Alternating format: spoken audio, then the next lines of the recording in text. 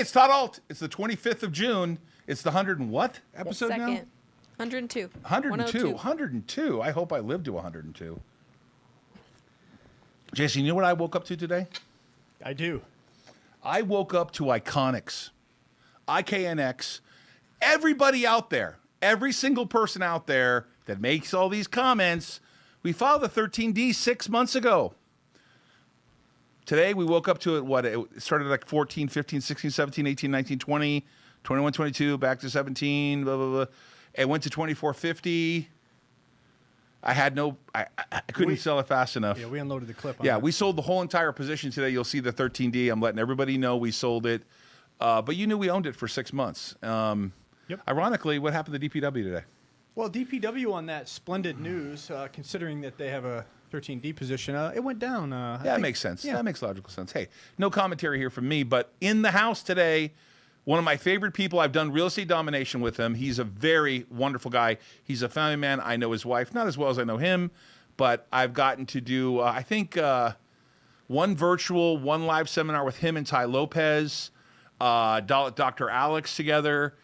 He comes out from New Mexico. He's always been kind to me. He's a real estate developer. He's a real estate owner. He's a real estate syndicator. He buys warehouses with Ty Lopez and Dr. Alex. You've been doing this for a while now. Jerome Maldonado. Hey, how do we do it? How do we do it? How do we do it? How do we do it? Where's it at? Where's it at? Come on, man. You got it. Where's it at? They It's move near it the around? yeah, there it is. Okay, Jerome Maldonado. It's not that live. All right, cool. Thank you so much. Jerome, how's it going, my man? Going good, man. Thanks for pulling me into the studio and having me join you today, Todd. You know, Jerome, here, bro. the last time we were together was a virtual.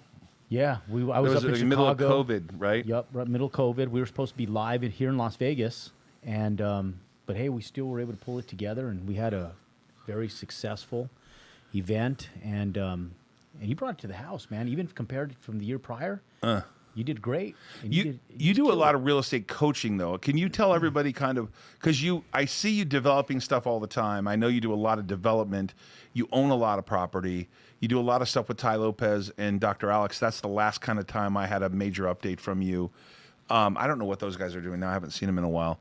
But I know that you have a pretty loyal crew. I met a couple of the people that were coached by you, had bought some homes with you, did some deals with you. What are you doing now? So we have a lot going on. This is one of our biggest years that we've had on an inventory basis of our own real estate holdings. We brought in since beginning of 2021. We brought in about a little over $50 million in assets. So we're repositioning as people know, the market's been really hyper stimulated, and so most people stop investing or they invest in the wrong way. They invest too much into the wrong assets. So we've decided to do a lot of value add stuff, and so we're taking beat up, torn up old office buildings. I got one in the Phoenix area right now that we're repositioning into multifamily. So instead of buying traditional multifamily, the cap rates are super low. We're going in there and doing some creative renovation An office stuff. building into multifamily? Yeah, 32,000 square feet of office building. We're going to turn that into 48 units, and then we're going vertical on the land in the back because we acquired the land. The land's free. So we're going vertical with another 55 units in the back as well. That's one project. Wow. And we got another project down in Seattle area. We're doing some single-family home development. Since Google's growing and tech is growing, and we got Microsoft down there, and we got Amazon, and we got all the big boys down there. We're feeding the dense housing market down there because there's a need, and they're doing these little micro homes. So we have a residential home development that I'm doing up there as well. And we're going to be doing a multifamily development over in the Tacoma area. So I'll be up there in a few weeks. So we got that. Wow. And we got some stuff down in your neck of the woods, actually, too. Hey, those of you on the radio, 1150 Los Angeles and Orange County, the Patriot Network, you're also on the iHeartRadio app. We have Jerome Maldonado in the house. We got lucky because Jerome's here to see somebody else, but I happen to know Jerome. So I said, Jerome, come join us. Yeah. How can people get a hold of you? You know, they can just reach out on jeromemaldonado.com, or they can follow me on any social media platform on Jerome Maldonado. You'll find the same picture. On Instagram, it's Jerome Maldonado and the number 1. Nice. Yeah, I dropped the link in the chat here, and Nick, just give me a quick hit we pull on it up? Yeah, here's the website here. Oh, there we go. Good looking website. Nice. Absolutely. You guys see his spelling? Excellent. Hey, there's a couple people in the house today. I see Rod Wilson. Thank you. I always got this Taekwondo donut. What the heck is that, dude? What the heck? Brand Naked's here. I know. I saw that. Red Pill, Yahtzee King. Happy Friday, everybody. Hey, let's cover the markets. Those of you who watched the day today, we had that IPO of AC. XP. How do you say the name? It's a Curix. Accurix Pharmaceuticals. Yeah. We bought 333,000 shares on the IPO. It was up at one point, I think, almost to $9. It's been a good day for us. Jason, this has been a good day, a good month, a good year. Yeah, we're finishing this quarter very Strong, strong. for sure. Friedman was over 15. Iconics. Why don't you cover the market real quick, and we'll get to some of the names that we traded today. Yeah, for sure. The macro indicators. The Dow Jones Industrial was actually up 290 today to 34,486. Let me grab some notes here. Bear with me here as I cheat a little bit. Nasdaq was actually down 10 points, 14,359, and the S&P 500 was 4283. Good for a 17-point gain. Bitcoin, Ethereum, as you know, have been highly volatile. Bitcoin coming into the show today, 32,140, and Ethereum at 1845. Roughly a 16.5, 17 to 1 Ethereum to Bitcoin ratio. That number has increased recently. You know, we've been covering that number for a while. It was around 12 to 1. 12 Ethereum to equal 1 Bitcoin. You know, I like to cover that because I like to compare that to the gold to silver ratio. It's just kind of fun to look at and see what's going on in the markets. Oil, again, up 68 cents, $74 barrels of oil. You'll feel that at the gas pumps. Todd, I'm sure you don't miss California's gas prices. I do not. Hey, I'm just tweeting out that we sold our whole Iconics position because, you know, on Twitter you can follow me and I can give you updates on DPW because I filed an 8K with the SEC. So I got to follow the rules here, and I did sell the entire position at a wonderful gain for DPW. And why can I talk about that? Why am I allowed to talk about that? Because we file these positions, these 13Ds, when we're activists with the SEC, and the whole public can read what we buy and sell things for. So we sold it between $16.50 all the way up to $24.50, but most of it in the high 20s, or the high between 20 and $24.50. Jason, enough for some lunch money. Well, full disclosure, we woke up this morning.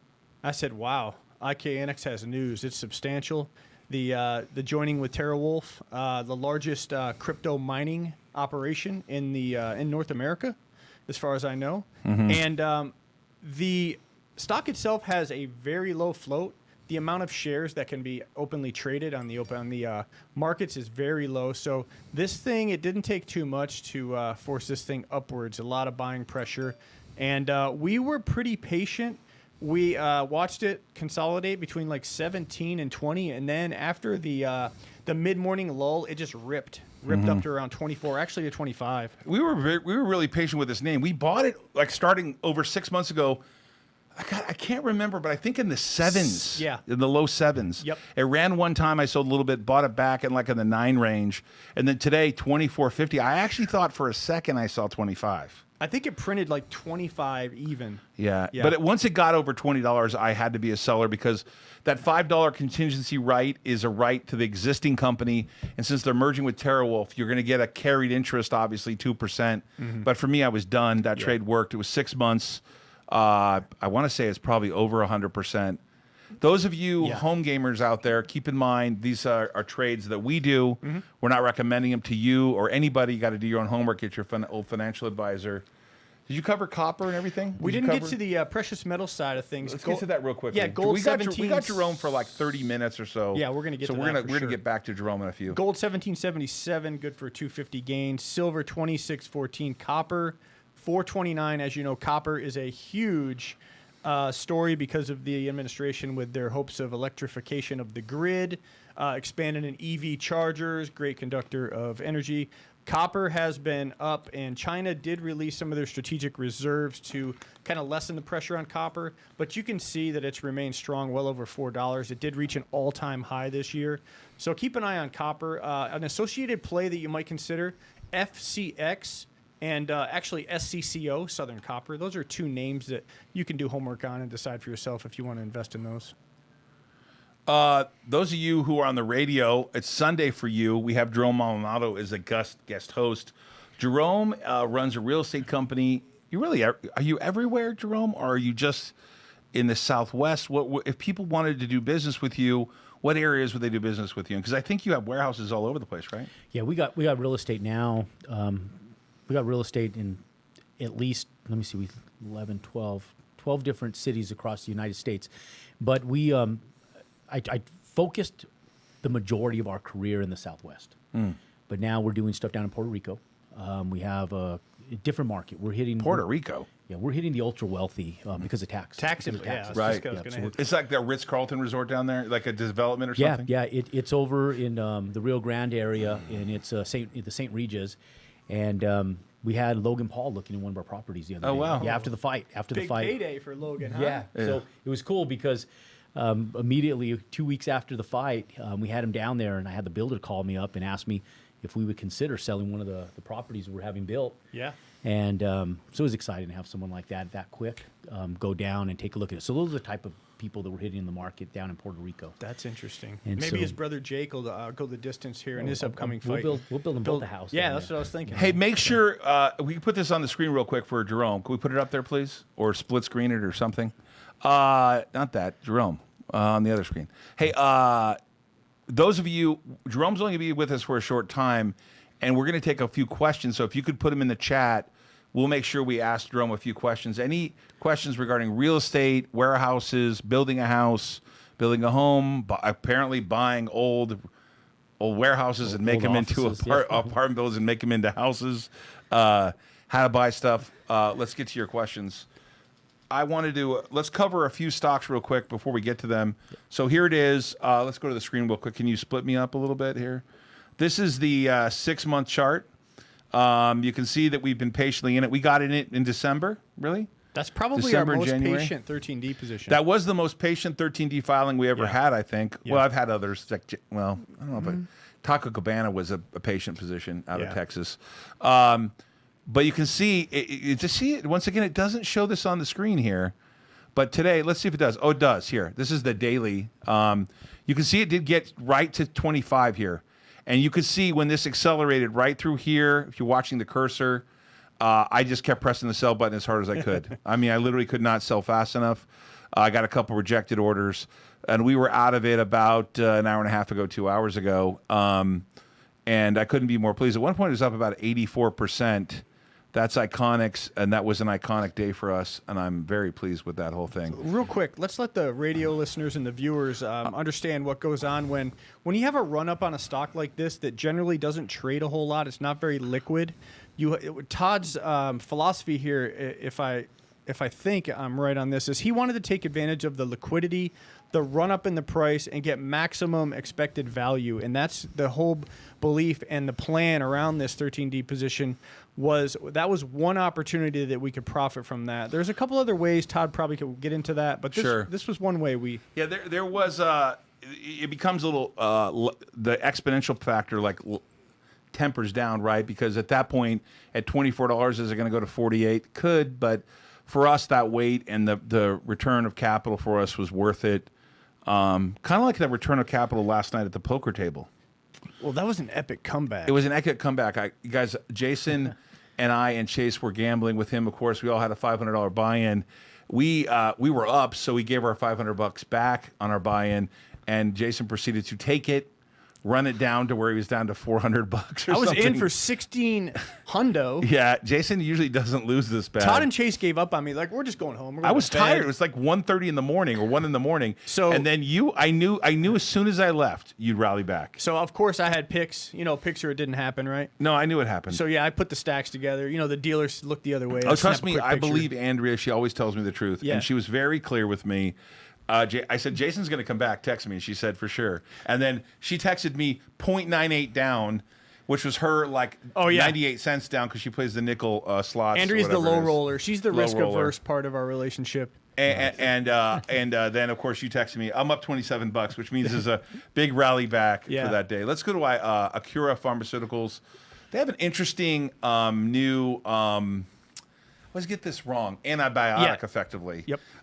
Priced at $6 on the IPO.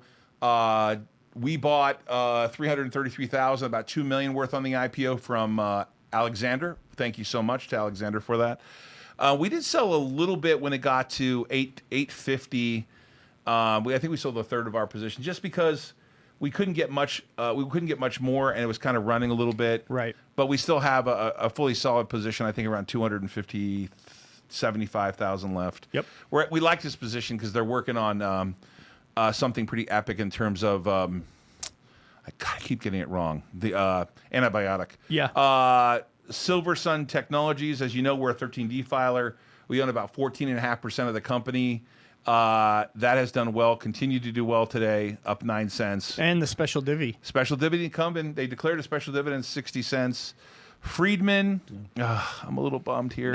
Come on. We now. had this thing at 15.50 this morning. Yeah. I admit I sold off a lot going into earnings. They're going to be big earnings, I think. They've already pre-announced.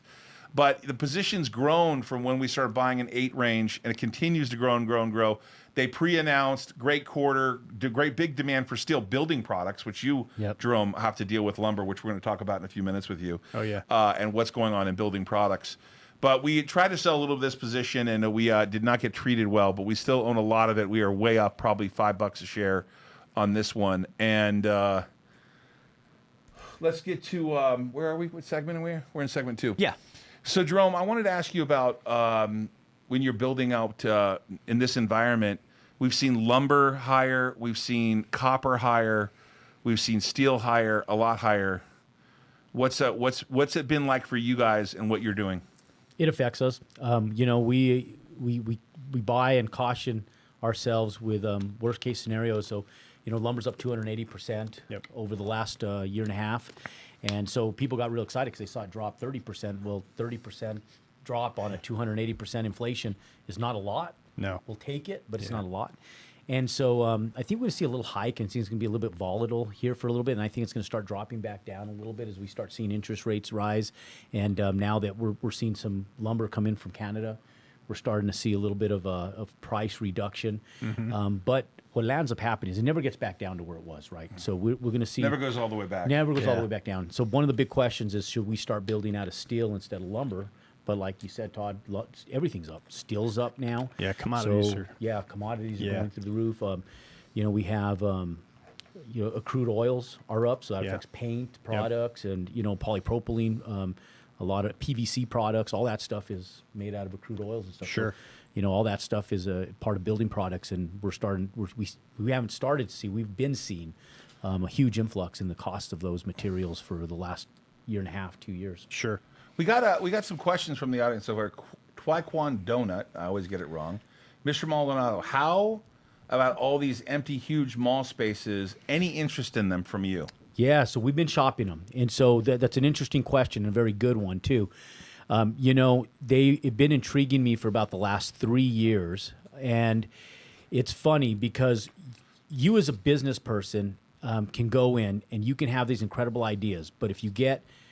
The way the world works is they function on denial. It's kind of like substance abuse, right? So retail's dying. People know that retail's dying, but they're still in denial that there's going to be some magical way it's going to come back in brick and mortars. And so we go into municipalities. We've been trying to buy some of these. We put in offers, and we get friction because one of the big moves is putting together industrial warehouse space for distribution because e-commerce is growing. So with e-commerce growing, you take these, you reposition these into industrial warehouse space, and you can make them fluid again. Or put in a little bit of retail in the front is one business model, have industrial warehouse, and then on these big empty parking lots, because a lot of these things are consuming 30, 40, 50 acres of land. And so we can go vertical with multifamily and do a full redevelopment plan. But it's the industrials part of it that we've been getting friction from municipalities. Yep. And so if the municipality isn't going to support us, it's really tough because then you spend a lot of time and money involved in a project that may or may not go. So that's been the only thing. Now we're starting to see a little bit more cooperation from municipalities. And I think as we, like anything, as time evolves and the real writing is on the wall, a lot of these municipalities get sick of seeing these empty parking lots and weeds start growing through the asphalt, and that's when they become a lot more open-minded to working with us for redevelopment projects. So yeah, very interesting move. For Michael Rollins, for Jerome Maldonado, what is the best IDX service to use for developing real estate websites and for maximum lead retention and conversion? I don't know what he's referring to. Yeah, What's I'm IDX not sure. mean? I'm not sure. What's- IDX. Is that a service for like syndication? I'm assuming that that's something with the with the software. Yeah, so it's a software for real estate agent stuff. So I don't work as a broker. I hire out brokers. I mean, I have a brokerage. We brokered a lot of our own land deals, but we don't really work as brokers full time unless we're brokering our own stuff. Could we go to the studio shot real quick? I guess that's like the MLS. Yeah. Who's like who's your two colleagues that are on camera now? Like a multiple listing. Who's your two colleagues that are on camera right now? So we have Daniel. Daniel's my right hand man in the office. Which one is he? Daniel's right here. The man's 10 feet tall. Look back here so we You can see know. the face. Oh, there Okay. you go. Who's Daniel? Nice. All right. Daniel. You're that? What's up? What's up? All right. And then we got Alec.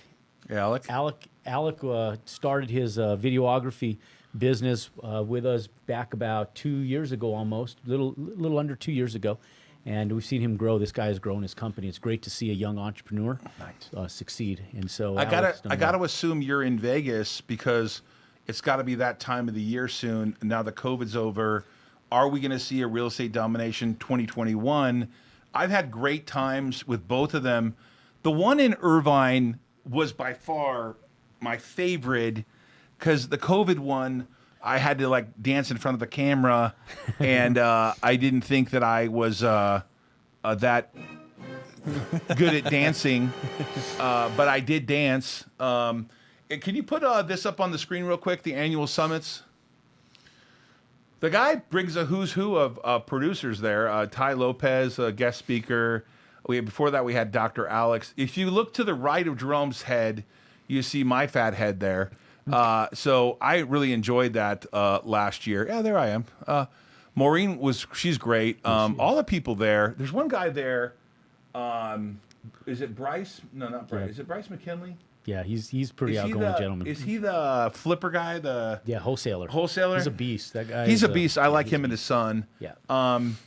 What I thought was great about, let me tell you why I like Jerome's. I've done a lot of real estate stuff in my career. And as you guys know, I'm a large owner of Square Foot, publicly traded REIT. I was a big owner of MDRR, which is, what is it, Medalist REIT? Medalist. Yeah. It's a weird name. Yeah. But I liked the business at the time. The thing I like about his programs are as I got to meet people that were actually learning and making money from Jerome. Like they were right next to me, and they would tell me a story of how they made money and did a deal. And so you leave there compelled that it's really taking place, that it's not like a fantasy like, I'm Carlton Sheets, and you can buy my program and you get real estate tomorrow, and it's no money down, it's all free. Jerome is not like that. And all the people that work with Jerome, I got to meet them all, and they all like, I'm in this group, I'm in that group, I do this with Jerome. I knew a few people that did some of your, I guess you call it masterminds, where you were helping them. Yep. So what's up with real estate domination? We gonna see it again, and when are we gonna see it again? Yeah. So first weekend of November, we're working. Hey, that wasn't, by the way, just for the record, I didn't know that. You think that's a setup? This isn't CNN. This isn't CNN. It's not fake news.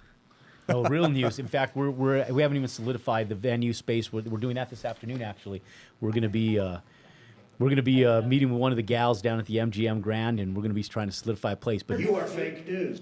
You are fake news. This is real news. Jerome. Real news. Jerome. That's awesome. So November 1st in Vegas? Yep, here in Las Vegas, Nevada, we're working on solidifying the MGM Grand Garden, not the Garden, the MGM Grand, and we'll have one of the conference rooms there, and so we're going to be bringing a lot of power punchers, power players to the group this year. We're doing a conference too in October, Risk On.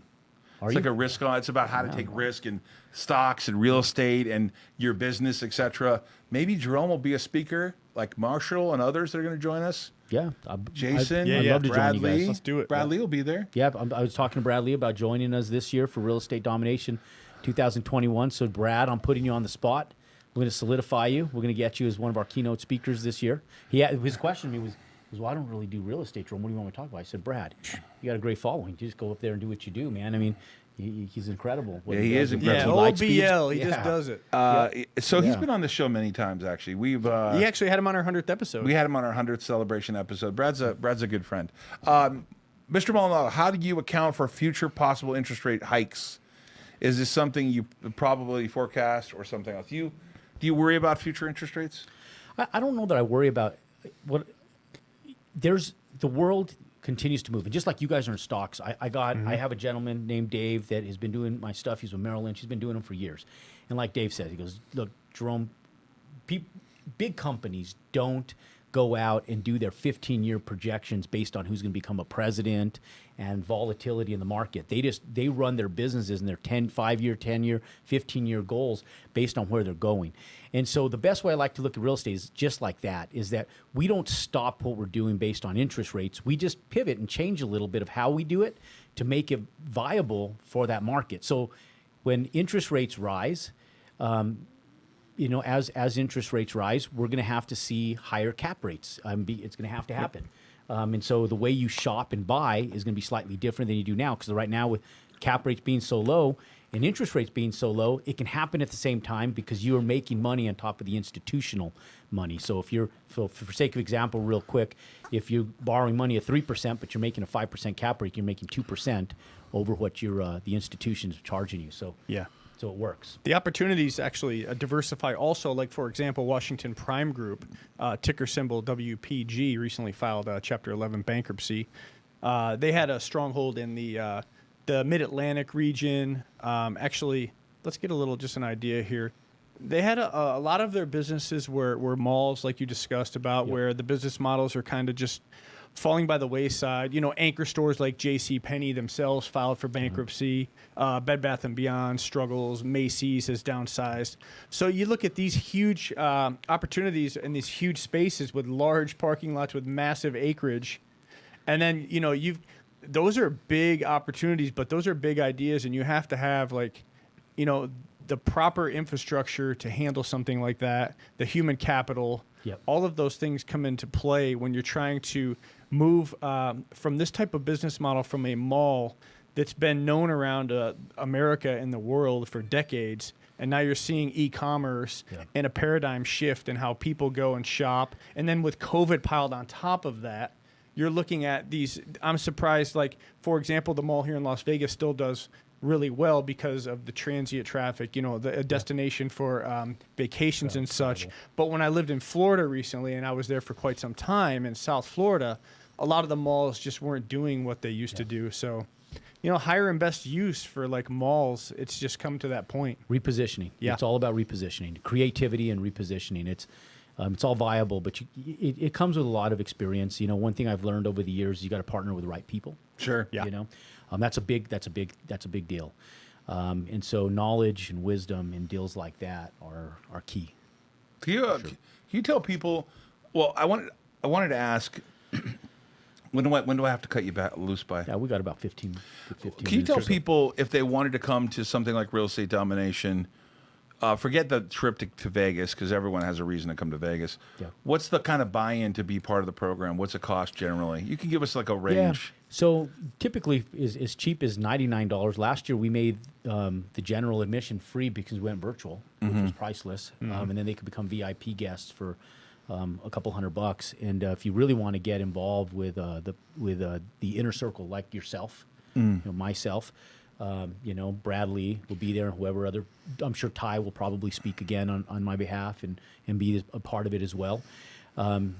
For as low as $1,000, you can get right in the mix with all of the inner circle of people. So for between $100 and $1,000. Yeah, what I found when I went there, I spoke obviously, but I attended all. I think it was 3 days. Was it 2.5, 3 days? Is that I got less out of me speaking, obviously. Who wants to hear me speak? But it was fun. That was a good time. But I got more out of the fact of how many people I met there and how many people were doing deals and how much opportunity you had. So I guess if you have real estate out there and you want to be in the space, you got to get a hold of Jerome and check out his program that's coming November. You said the first weekend of November? Yeah, first weekend of November. Nice. We'll be advertising. That'll be nice and cool here in Vegas. Not like it was last week, 117. Brutal. Yeah. It was a rough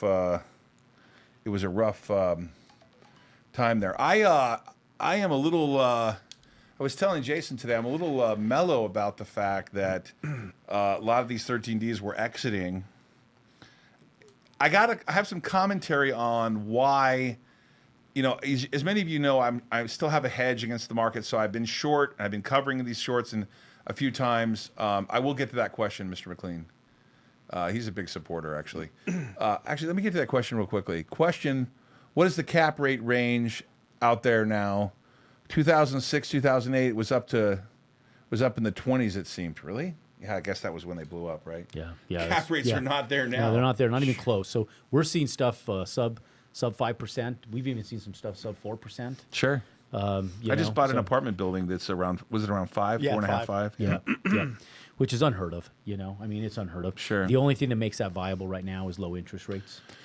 Actually, I have a little bit of a different angle, but you might have the same angle once we talk about it, and that is the replacement cost of that building with the increase in construction costs. I thought, okay, even at a 4 or 5% cap rate, I can't build that property today for what they're selling it for. Yeah, in some markets, you're probably right. But you know, some of this stuff is selling for $250,000 a door, $200,000 a door. And what I tell people is, you know, when it gets to be, we're at a place where it costs you $250,000 to build a 750, 800 square foot unit. You know, is Too high. It's way too high. Yeah. Right. So Yeah. I think there might be a little. You're kind of with like me. I'm like I don't want to go to 150. I get a little nervous, but I would say 150 to 225, even 200. Probably prefer like 180, 195. Yep. If you had to make a choice, like if you had like all of the availability, you don't want to buy something that, you know, at least in my opinion, I don't know if I want to go buy C properties. But I'd pay $200,000 a door with the belief that I'll grow into that over time. But Jason, I can't remember. Were you with me in that property in Vegas they took us to, and they wanted some ridiculous amount per door for an old retrofitted building? Yes. It was an office building. It was an office I'm not building gonna turned mention into the name. apartments, and it was like, what I'm doing now. and they didn't retro all of them yet, and it was like from the 70s, and they wanted a fortune for it. They wanted all the money. The units didn't even have laundry, like just stuff that people expect. It was nowadays. sick, Yeah, and it was 4% cap rate. Yeah. And they weren't. And I don't know if this is appropriate, and I apologize if we're going to end on a good note, but on a sad note. But what are we lucky for? We have a developer in house right now. I wanted to ask you about Miami. I mean, you're a developer, you're a builder. What is, if you could speculate for me?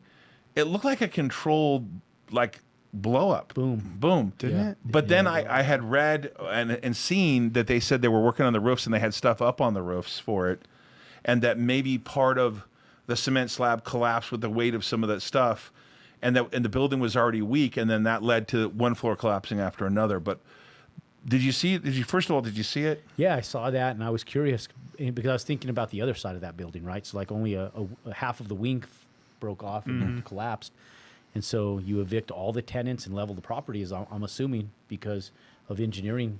Sure. Yeah, concerns and the structural integrity. But yeah, for a building just to collapse like that is odd. Very odd. Definitely is odd. Is it like just to give? I don't live in a high rise like Jason. Yeah. Who lives in a massive high rise overlooking the strip. Like I said, I don't live in a high rise. Jason does. Yeah. Just kidding, Thanks a lot, Jason. man. We don't have sinkholes in Las Vegas. Do Yeah. but how rare is something like that? Because it feels weird to me. I saw it and went.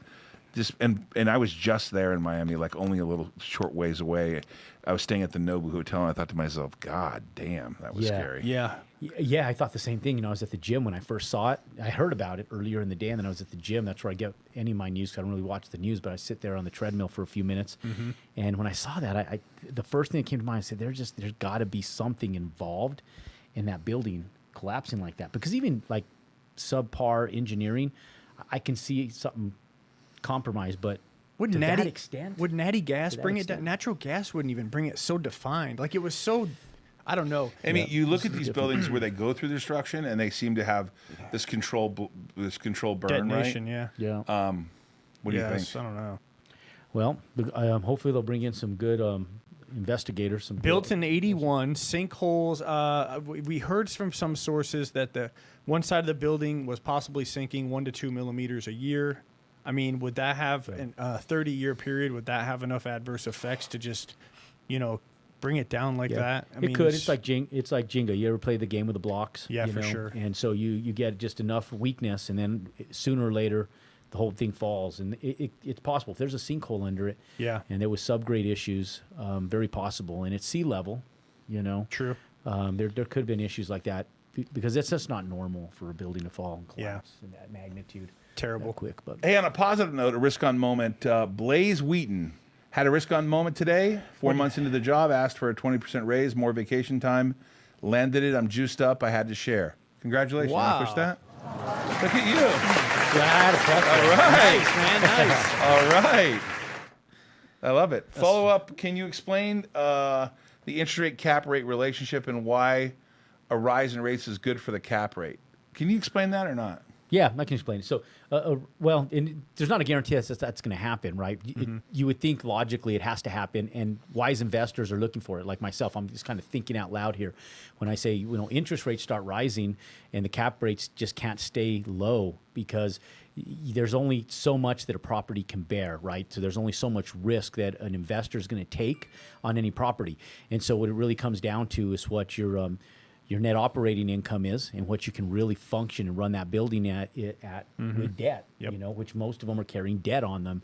And debt is a liability if it doesn't service itself. And it's not a liability, it's an asset, is what I've always said, is when it services itself.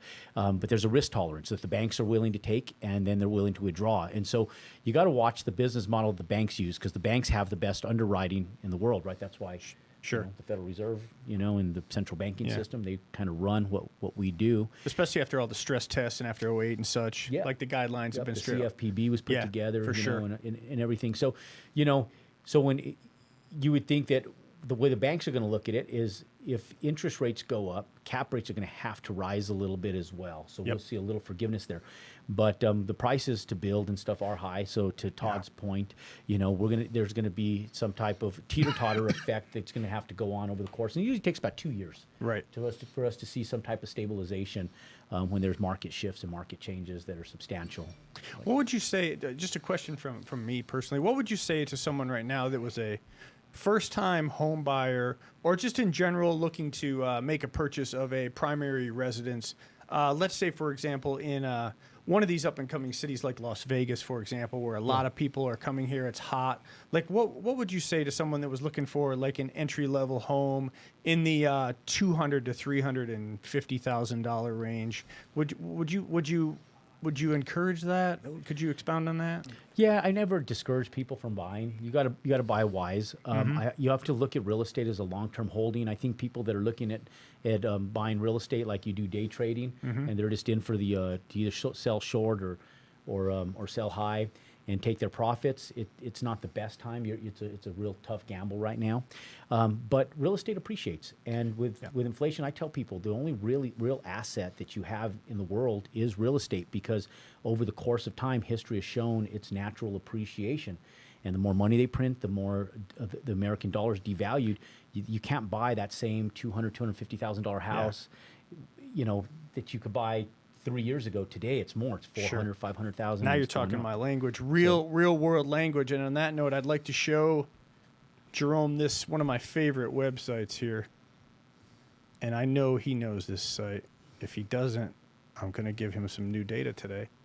Nick, would you pull up? You familiar with this? Oh yeah, I just did a video with that. This USDebtClock.org speaks to exactly what Jerome was talking about, where the dollar's being devalued and your purchasing power is going down. If you just get a chance, if nobody's ever seen this site, just take a little while and just go through the different tabs here with all the different numbers that are constantly moving against us. Yep. So I just wanted to share that. Yeah, U.S. Americans, we love taking on debt, and the Federal Reserve works that way, right? So you guys know as well as I do, for every dollar they print, they can lend out. Yep. Yeah. X-fold of money multiplier. Yep, money multipliers on it. So if they're not selling debt, they're not making money. And so, hey, I want to cover with you guys that obviously guys like Marshall Wilkinson, who's been on the show many times, a real estate expert. We love Marshall. He's been a builder in New York in one of the toughest areas to build. We bring you a lot of diversity, not only did we bring you Marshall, we get lucky and bring you Jerome. If I would have known Jerome was going to be in town, I might have had dinner with him or something. But I mean, he guess he didn't know I was in Vegas, but whatever. Anyways, the point here is, I'm just kidding around. The point here is that we bring a lot of different diversity on the show on Risk On, and I wanted to cover the last few minutes with Jerome this way, and that is, Jerome, you are a self-made guy. You took risks to get where you were. Could you give everyone a little bit of history of how you got started, what risk you had to take to do it, sort of what was if you can, you don't have to be, it doesn't have to be perfect, but what was kind of the biggest risk on moment you took where you knew, like, I had to do this in order to get to the next level? Yeah, the day I moved from the Southwest all the way up to the East Coast, and I packed my 4Runner and drove across the country. And it was for that purpose, you know. When you're in college and you could turn back to mom and dad, steal a roll of toilet paper and some food out of the refrigerator. It makes life a little bit easier, and as silly as that sounds. But I had a mentor, and he said, burn your bridges. And as much as, you know, there's people with families, you know, and I don't want to sit here and tell you, sell my burn your bridges method on everybody out there. It worked for me, you know. I was far enough away that I had that pit in my stomach, and there was really good moments, and there was a lot of really bad moments, you know. And you got to have some level of risk tolerance that you have to be able to stomach, and you got to have, I think, your dream of doing something greater than what the world promotes to you really has to live in you, because, like my wife tells me, she goes, there's very few people like you, Jerome. And what she means by that is there's very few people that have that risk tolerance that you have, you know.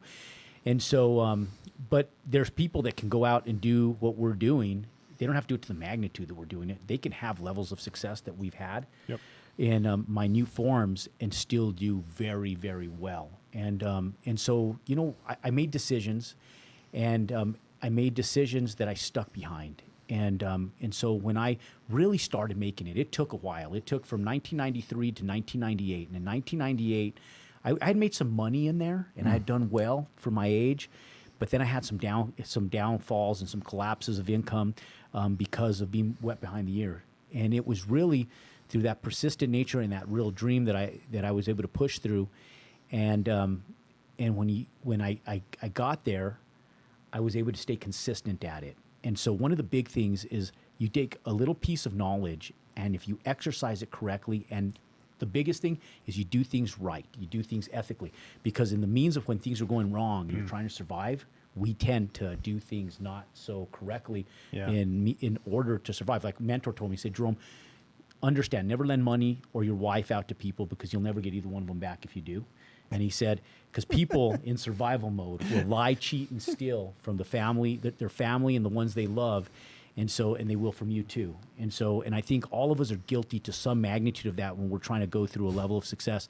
And so when you really make it, you sit back and you go, okay, I got to get my scales balanced right and do things correctly. And that comes from my dad. You know, in all honesty, that comes from my dad. And my dad said, you know, Jerome, if you never tell a story or a lie, you never have to remember anything, because you never have anything to cover up, right? You just tell the truth. And, you know, so anytime we've had litigations or lawsuits, we've been able to go to the table, and the girls in my office ask, hey, what do I bring to the table? And I tell them, you give them everything, because you have nothing to hide. Hey, if you want to learn how to grow your assets with Jerome Maldonado, there's not a nicer guy in real estate. There's not a nicer guy around. I've been around him for a few years now. And can we pull that up on the screen real quick? I will show you how to make more sales, invest in real estate, and grow your wealth. Jerome has the trust of Ty Lopez. I know they're partners on a ton of stuff, and Dr. Alex, who I think is the smartest of the bunch, in terms of between Ty and Dr. Alex. I think Dr. Alex is he's got a PhD. He's actually a rocket scientist. I think Ty, even you'll give that to Dr. Alex. But hey, if you want to get a hold of Jerome, we'll leave a link down below. One of the nicest guys in real estate. We appreciate you stopping by. Everyone, Jerome Maldonado. Yeah, thanks for having me, Thanks, Todd. buddy. Appreciate it, man. Always good to see you guys. You want to... Hey, those of you on the radio, too, we need to give out the actual address for Jerome. Let's do it one more time. Yeah. Can you spell the actual website out for me, Jerome, real quick? Yeah, www.jeromemaldonado toddault.com. All right, and it'll be up on toddault.com too, and on the YouTube channel. You can check it out on Risk On. Nice. All right, appreciate it, Jerome. You guys will let him out.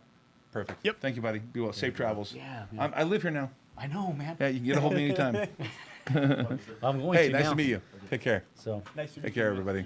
Hey, good luck to you we got guys. to do a full Thank you. podcast Nice to meet together. you. Yeah, for sure. Oh yeah, like an autonomous. That'd be great. Or yours, one of the two. Yeah, no, both. That'd be great. Both. So, Hey, everybody on the radio. Jerome's stepping out because he has another meeting. We have about 10 minutes left.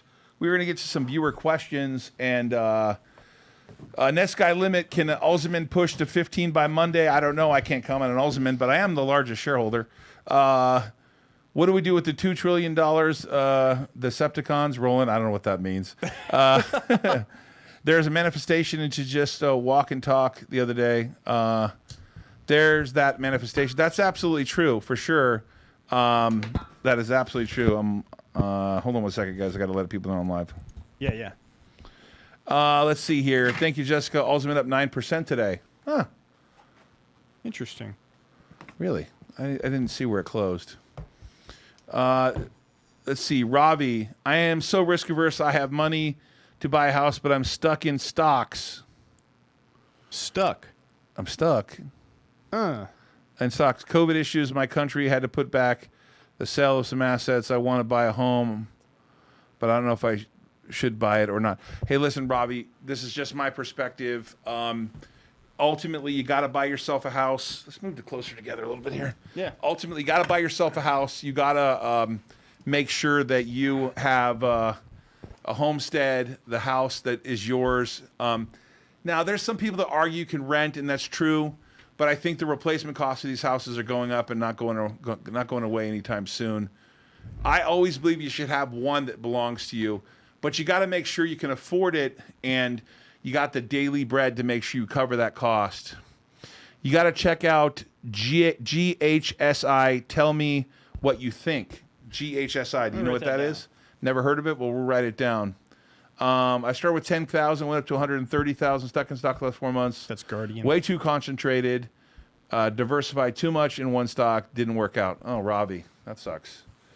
Do you see SWBI continuing to push to its bull push? SWBI? I don't know SWBI. I don't know that one either. Are you okay? Okay. Oh, Yeah, I guess there's a big of gap course between we us. know that. What? It's Smith & Wesson. Oh, Smith & Wesson. Oh, wait, yeah. Yeah. Dude, it's doing great. Yeah. They had a great quarter. Smith Yeah, & yeah. Wesson did a great quarter. Yeah, that for sure. lifted that one we were long, POWW. What a move Wow. that has. You know, so the theory was right. We weren't patient. Theory was right. We weren't patient enough for sure. Yeah. So, I can't talk about ALZN. Come on. Net sky you guys limit. are killing me here. He's sick. Exactly. What's Duppy talking about? Y'all heard this gush talk. Hey, Skyla, let's get to the joke yeah, of the Duppy day, my for friend. sure. Let's get to the joke of the day. Oil's we need some gushing. changes from real estate. Let's do something fun here. Yeah. Okay, sorry. I'm fixing my mic. What happened there over there, Skyla? They Caught had her off to guard. move What are you it doing? To get past and move the chairs and everything. Sure. So, why shouldn't you gamble in Africa? Why shouldn't you gamble in Africa? Too many cheetahs. Wow. Oh, wow. Wow. Too many cheetahs. You know who gave me that joke? Who? Double Trouble Dive Adventures. Oh, That is nice. our man, Yeah. LA Story, right? Yeah, is for this sure. LA Story? Yeah. I thought it was He's going to a be playing good at the RiskCon conference. I'm Yep. excited about that.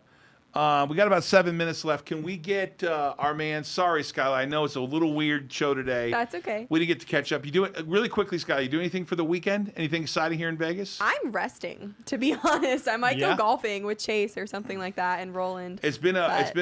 it's been a windfall here. Hey, check out GOED. Goad. All right, I will go get Go. Randy. Will you get Randy for us? Yes. That'd be great. Skyla, thanks so much. Enjoy the weekend. Thank you, Skylar. I know you got. When's that concert coming up? That big concert you're going to? What, Electric Daisy Carnival? Well, we're going to two. We're going to one for Roland's birthday and one for my birthday. What So are they one- called? Life is Beautiful and EDC, Las Vegas. Nice. They're both in Las Vegas, so it's super convenient. For Hey, I Sure. can officially tell you, Vegas is up and back. Vegas is back, baby. Vegas is back, and there is trouble It is back, man. COVID is over in Vegas. Oh, did you hear that? Those bullets rock. Guardian Health Sciences, GHSI. This is a day trade. Double Trouble Dive Adventures. LA story. Yeah. Yeah, he's going to be here. What do you want to cover today? What's up with you? Whatever you want. I mean, I had a couple of ideas here. The infrastructure was on pause here. We had some the far left wing of the party was pushing back on Biden. So some of these tickers that we were on for infrastructure play, like IEA, OEG, Chara, U.S. Steel, Friedman to some extent, they're kind of on pause here in the middle of this swing trade until they figure this thing out. If you go to 949-799-1831, 949-799-1831, and you type in 13D or Todd or Big Business, we are going to put a link in when we have 13D filings. When we are filing against a company thinking we're going to take an activist position, we are going to make it available to all of our audience in real time. When it gets filed, we're going to publish it with the SEC and then send it out to you. So go to 949-799-1831. Randy is in the house. Randy, the Dodger fan, Randy is on the house. What's up, Dan? What's up, Randy? Yeah, how you guys doing? We're waiting on you, man. We need to change it up a little bit. Yeah, I'll forgive you for wearing that Dodger. What happened to it's the not Golden going good, Knights, right? dude? I shouldn't have wore it. They got no hit last night. The Golden Knights got knocked out of the Stanley Cup playoffs. Dude. So we're rooting for Tampa, right? I don't know, man. Who are we rooting for? Tampa. The I Lightning. don't care now. I mean, I hope for Jason's sake, Tampa wins, I guess. But All right. Really? I like that. I like Yeah. Tampa. Hey, go Come on, man. USF, right? Go USF. They Yeah. made the 2 drugs for Alzheimer's, and they're in Tampa, so let's go. Yeah. Tampa. Yeah, did you see what happened the other night, Jason? I don't know if you saw, like, the Islanders won the game and forced Game 7 now, Yeah. which is tonight, and it's the last game possibly at that Nassau Coliseum, and all the fans threw beer cans on the ice, and the place was just littered with beer and beer cans. God. And they said it reeked like cigarettes. They go, Where how are they going to people-" move it? Stay classy. They're building a new arena in Belmont, New York. Yeah. It's going to be opened at the end of the year, probably, and the Near the Islanders horse are going to track. play there. But they said the place reeked like cigarettes the whole night. Yeah. What else, my man? What else? So Formula One's in Austria this weekend. That's a little bit better. Hopefully, Verstappen was quickest. They had practice this morning. Verstappen was quickest. And then Ricciardo was second for McLaren. That's pretty good. The practices usually don't mean a lot. Is that Daniel Ricciardo? Yeah, Daniel Ricciardo. Nice. And then Ocon and Alonso with the Alpine team were third and fourth. They threw out Hamilton's time. He kind of went outside the track limits. If you go outside of the track, outside the white lines and stuff, and they take away your fast time and throw it out. So that's what happened to Hamilton. He's trying really hard. I think he's getting a little frustrated now with Verstappen. Verstappen's on a roll, and that Honda engine's working good for him. And I think it's going to be pretty tough for Hamilton to just waltz through and win another championship as easily as he had, the last 4 or 5 years. So. Hey guys, it is Friday, the 25th of June. We're almost at the end of the quarter. We appreciate you staying with us. 102 episodes strong. Yeah. We continue to rock and roll. We will be doing an episode from New York when we ring the bell on the NASDAQ on Ding, ding, ding. the 12th Monday. of July. We'll be ringing that bell, the opening bell for Alzheimer's Neuro. ALZN will ring that bell on Monday, and we look forward to it, the July 12th. I thought that this was going to be a dollar summer. And let me give you a little commentary about why I think it's changed. And that is, Goldman Sachs ordered people back to work into their offices. And I realized that instead of the normal vacation time people have in the summer, they kind of been home and on some sort of vacation. Yeah. And now they're going back to work and they're still actively trading. This is the most active I've seen a summer. Something has shifted in the universe. People are still trading. I don't know if there's been much of a lull. A lot of that stimmy got into play and circulating in the money rotation and liquidation. You've got all this stuff going on with crypto, 24 hours. Like, everybody's like action junkies now, it seems like. Sure. I mean, it's always something to trade, always something to profit from, always something to lose money from. So I think that's a little bit different dynamic than we're used to. Hey, whoa, what's wrong with me here? Congratulations to Glenn, the CEO of Iconics. I know you were hired to turn the company around, and you made a deal for the company to merge with Terra Wolf and become hopefully one of the biggest Bitcoin miners in the world. Yes. And also spin out contingent value right Right. for the shareholders. An excellent job for Glenn and Iconics. I was proud to be a shareholder. I exited today. I exited on behalf of Ault Global, DPW shareholders. It was a great win, over $2.5 million made. We'll be filing that 13D. I filed it on for all those regulators out there. Yeah. I put it out there on Twitter like I'm supposed to. Yep. So it was a great trade. It's been out there. Those of you on the radio, we thank you. 11:50 a.m. Los Angeles and Orange County. We will see you Monday. It has been a great week, man. my man. Great week. Marshall, I hope everything's well in New York for you. Everyone take care. Randy, Skyla, Nick, Brett, Willie, the whole crew, everyone at Ault Global, everyone at Ault & Company, Ault Real Estate Partners, Ault Capital Management. It's been a run. It's been fun. Let's have a good weekend. Josh, you take care, my friend. Thank you so much. We kicked ass this week. We'll see you.